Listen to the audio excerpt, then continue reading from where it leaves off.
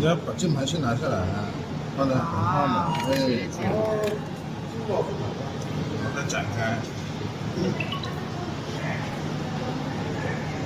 第一种使用形态就这样的。啊，就可以做键盘吗？可以，等一下，屏幕也可以做键盘。哦，好高科技啊！然后要不就是这种，全部展开。后面有个支架撑起来。后面有支架吗？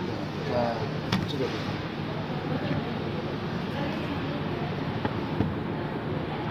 哦，然后把这个会感应吗？这个就已经连上去了。